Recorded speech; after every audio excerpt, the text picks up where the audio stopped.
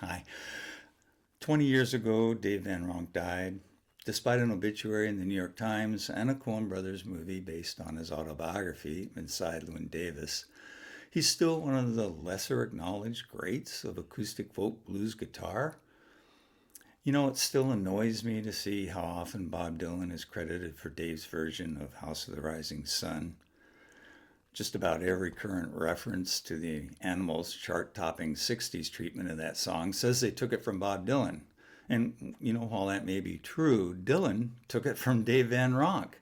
And this is important because without Dave Van Ronk, neither Dylan nor the Animals would ever be mentioned in the same breath with House of the Rising Sun.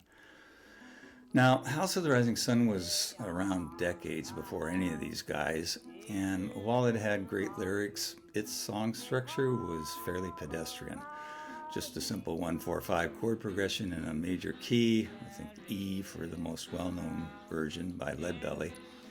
The musical effect was plaintive and sorrowful, but not particularly compelling. Van Ronk utterly transformed the tune.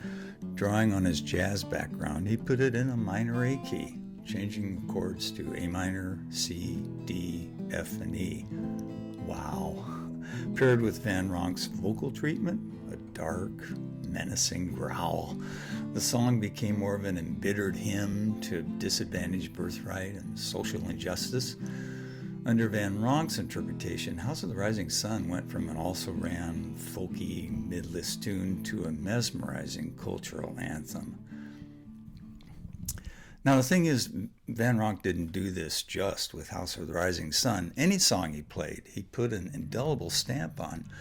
Some of my favorites are Scott Joplin's The Entertainer, Mac the Knife from the Brecht Weill Threepenny Opera, Bing Crosby's Would You Like to Swing on a Star, Tom Paxton's Did You Hear John Hurt, Blind Blake's That'll Never Happen No More, which he brought down the house at Newport Folk Festival with, and Reverend Gary Davis's classic Candyman, along with Brownie McGhee's epic This Sporting Life, where Van Ronk adapted the song to drop D tuning and devised one of the truly memorable turnarounds in Delta blues.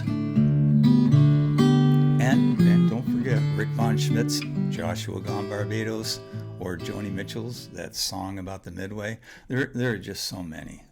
He's obviously got a huge audiography, and it goes on and on.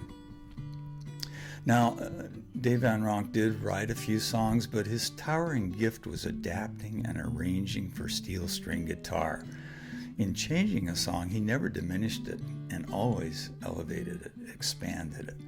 His genius wasn't in complexity or sophistication, which you might have assumed given his jazz foundation, but it came in distilling a tune to its emotional core in a way that not only captured perfectly the essence of the lyrics, but conveyed viscerally the mood of the melody.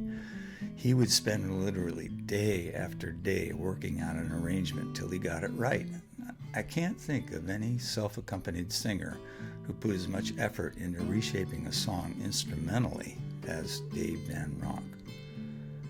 So, on the 20th anniversary of his death, let's pay tribute to one of the great musical figures of the 20th century acoustic guitar, Dave Van Ronk.